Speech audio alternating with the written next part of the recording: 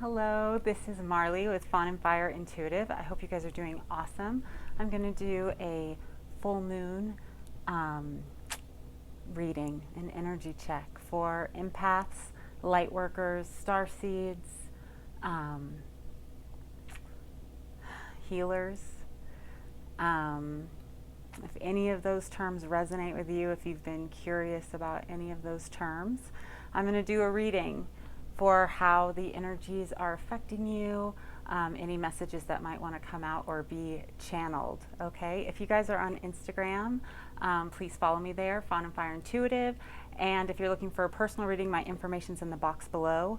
Also, if you're interested in learning more about your empathy, if you've always felt like, you know, the word indigo or starseed or lightworker resonated with you and you want to learn more about it, or you already are very confident in the fact that that is a huge part of your life path, check out my information for the Master Conduit course. It is for empaths, lightworkers, healers, starseeds, to really connect with their higher self, to really be able to understand the energies that they're feeling, how to transmute energy, how to be able to manifest quickly, how to gain back your power after going through difficult circumstances. We really hit on a lot of stuff. A lot of the concepts are universal. They bring together religion, math, science, a spiritual path, quantum physics. And the amazing thing is that, you know, all of those things actually work together. There are universal truths that can be found in each one of those, okay, that resonate with each other. Does that make sense? It's actually, everything is expansive and inclusive. And things don't have to be boxed in religion or science, you know, or there's actually a lot that is interchangeable. The truths, the core truths are echoed throughout all of them. Anyway, I digress. I will timestamp that in case you do not want to hear that. But like I said, there's a video on my channel, or you can email me for more information.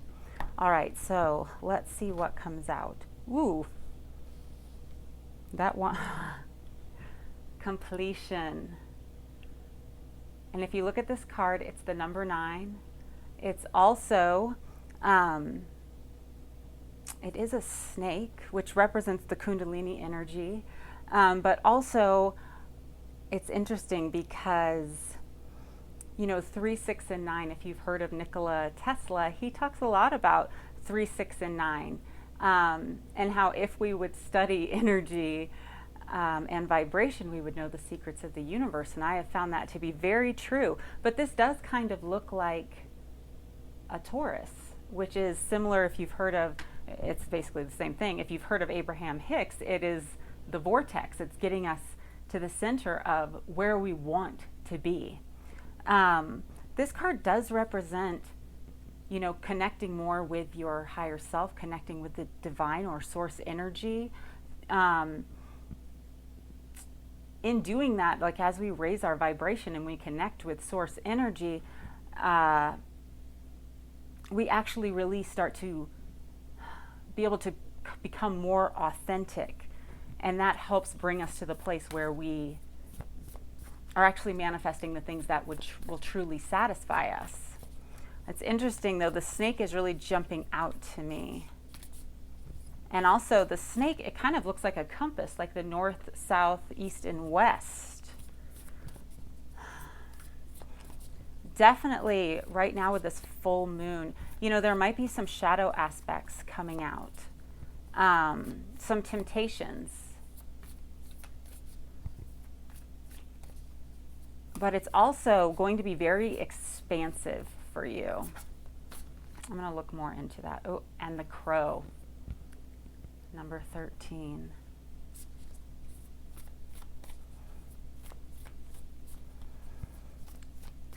I feel like the crow does symbolize leveling up in a lot of ways. I had a friend once who, interesting, there's a vortex on this as well. and a full moon. I had a friend who had a crow deliver her a necklace. She was going through a really hard time, and we sing on this app together, and we had both stood outside and sang the song Blackbird. And within a couple days, a crow delivered her a necklace, and it was actually a Harry Potter necklace. It was lightning.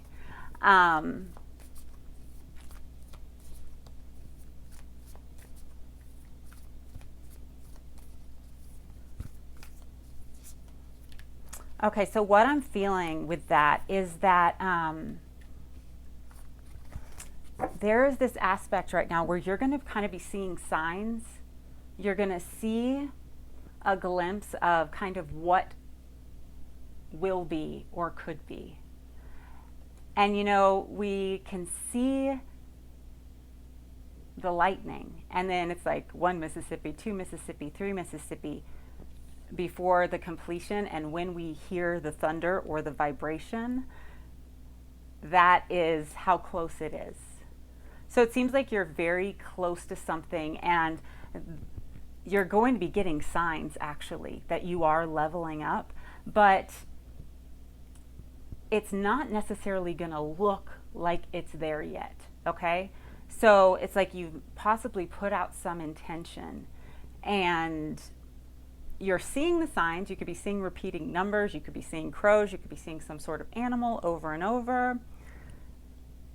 And there's going to be this time of expansiveness where you're kind of releasing lower vibrational energies, and it might not look like it's coming. You know, the 4, it can symbolize rest before the promotion. Okay, and then we have 24, the heart of the sky.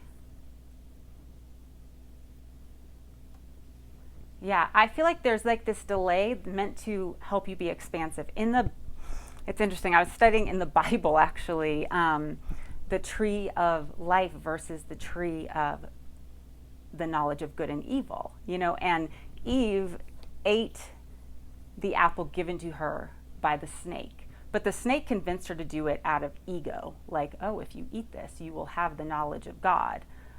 And yet the tree of life, according to the Kabbalah, you get to the same knowledge and wisdom, yet it's through like transmuting energy, dealing with the things that are coming up, facing your fears, facing where you're trying to control, or facing where there's bondage, and getting to that higher vibration, which leads you to this connection where you are connected to source and you really are seeing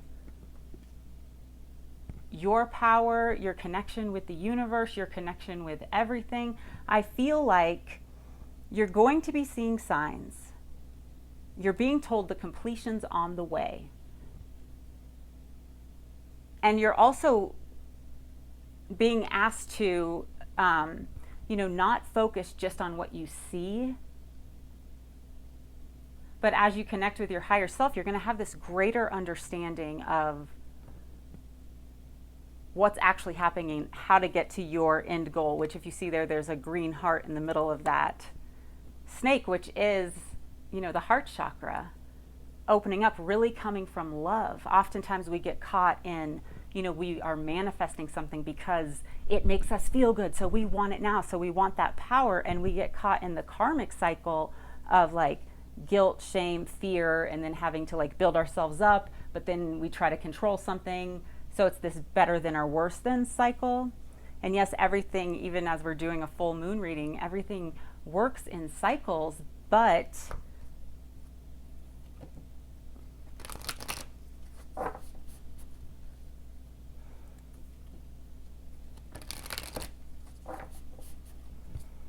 sorry, I'm hearing a message right now.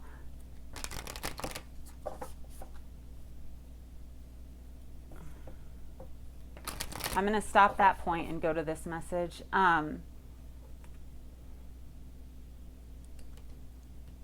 Some of you, I feel like you feel, you've like grown a lot and you have a lot of answers, yet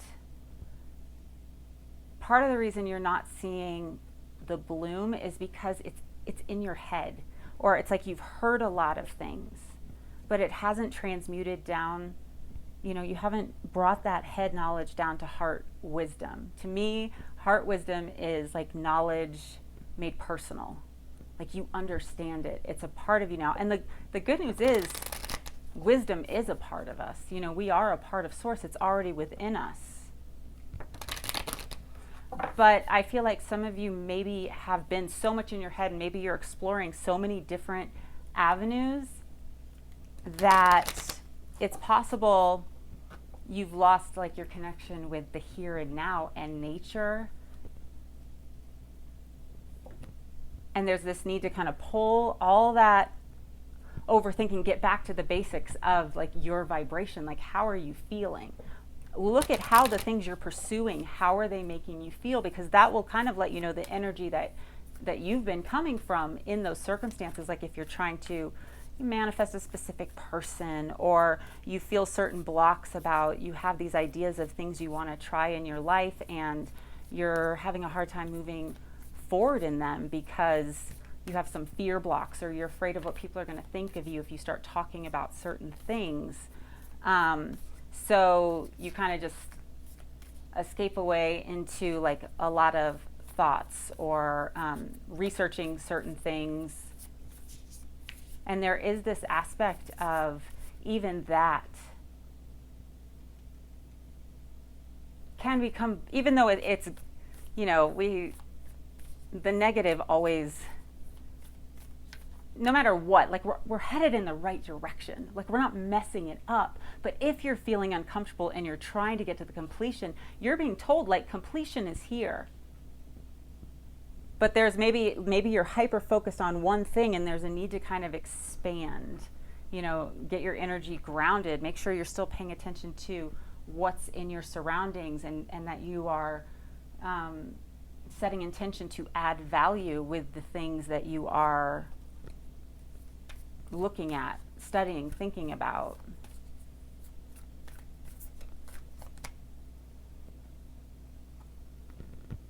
We have the full moon in Capricorn, and the end of a tough cycle approaches. Step out of your comfort zone, the North Node. Okay, so in a lot of ways, I feel like a lot of us, we have this vision of things that we're trying to create, yet we haven't necessarily like totally let it bloom into our day-to-day life. It's still kind of this thing in our head. And I feel like a lot of us have done a lot of work. And so the end of a tough cycle is approaching. And I feel like even with, Capricorn in tarot is the devil card. And I talked about that devil energy. I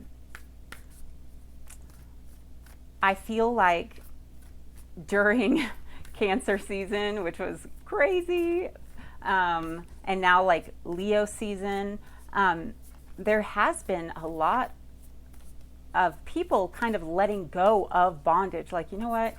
Some of this stuff that I've been watching over and over, some of this stuff that I've been focusing on, it feels like bondage. It's not feeling right to me.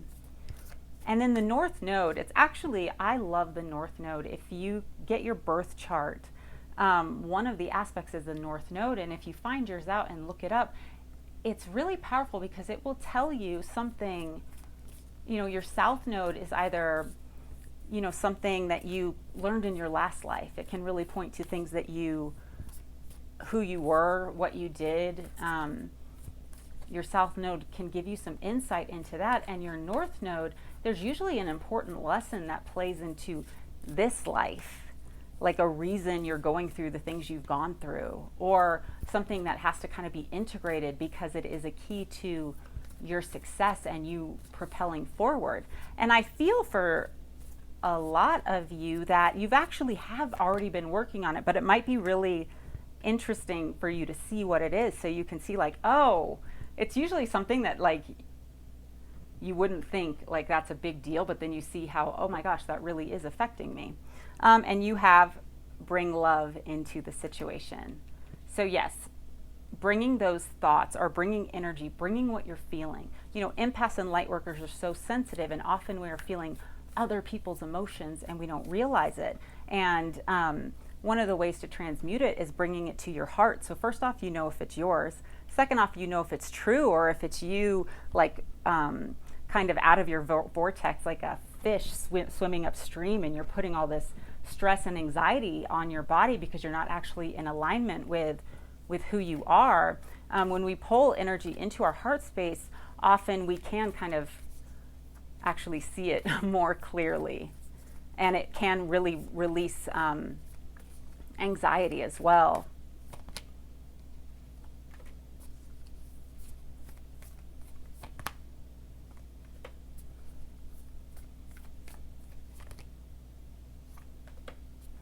It seems like, yeah, you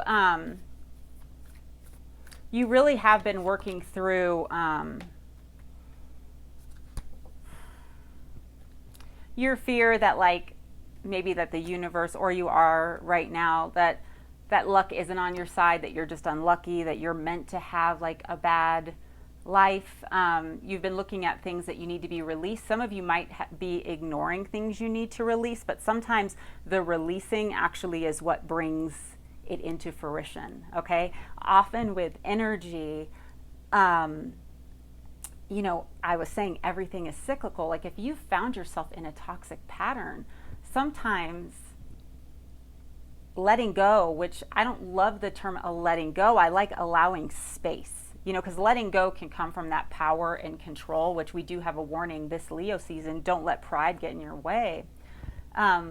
Letting go when it's just like, forget it, like he's a whatever, blah, blah, blah, like labeling a situation and boxing it in, that's coming more from those karmic energies. So when we allow space and actually set a boundary for ourselves out of self-love, without necessarily having to label a situation super negative, it can create the change that's needed, break the cycle. You know, there's one thing we have to kind of look at, the law of patterns. Like, are you repeating something over and over again that isn't working, but you think this time it'll work? Take a look at that right now during this full moon. And I like that this is in reverse. Like, what do you need to release?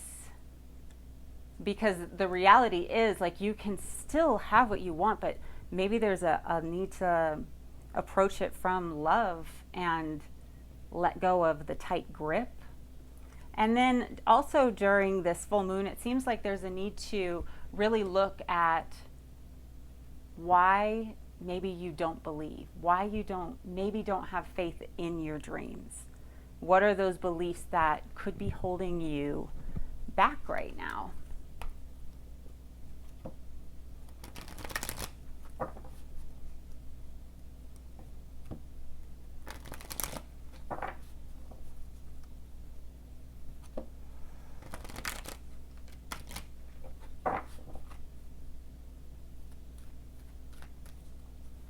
Yeah.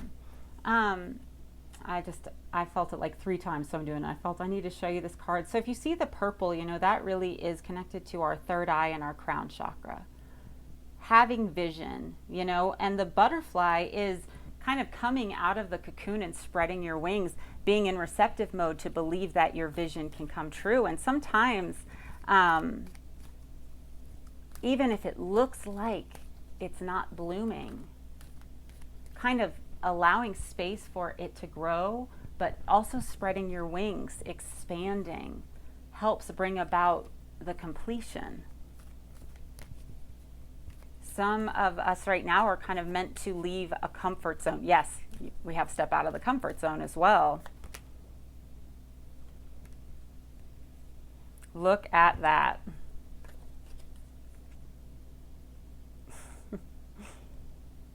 The path. That is moving to another reality. Number 8, infinite. But look at, she's just standing staring at it. There's this doorway to something that looks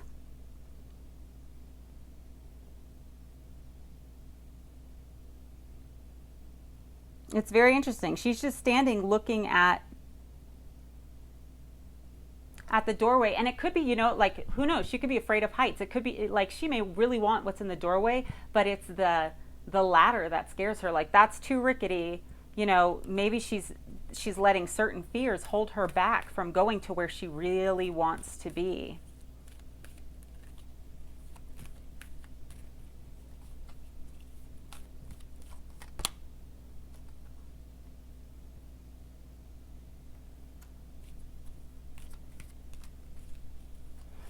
For some of you too, I feel like the heat's been turned up, okay? The heat's been turned up, and it's probably showing in just emotions vacillating super, super, super fast. Or some of you could be, you maybe came across somebody that kind of woke up your sacral chakra, which I have found, especially for a lot of women who have come out of like narcissistic relationships, or just situations where they were kind of beat down and weren't feeling good about themselves. We tend to go through a situation where our sacral chakra wakes up. We can meet like a catalyst, soulmate, but it will be something that kind of gets us. It's like a muse, I call it, but it can be like a catalyst as well. But it's something that wakes us up. It reminds us of our passion, reminds us of our creativity. And that energy is so important. It gets us feeling like attractive. It gets us feeling desire. It does raise the vibration to like desire and courage and passion, okay? But now it's like, you're kind of being called to go higher than that. And it could be hard because you're being asked, okay, allow space. Maybe you put like a big label on a connection that was really about reminding you, like, you are hot, you are creative, you are amazing. And that got you searching in a lot of ways. But now kind of going up to those higher vibrations means letting go control of this. But it's important because, see, she's still hiding a little bit. This card says will.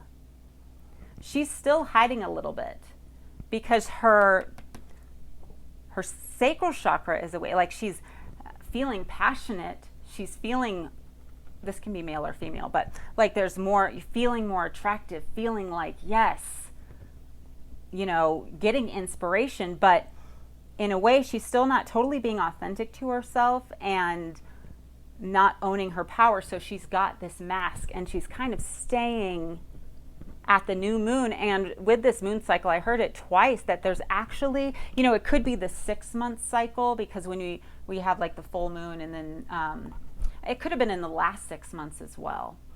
But I feel like there's something in the month and in a 6-month cycle coming up where,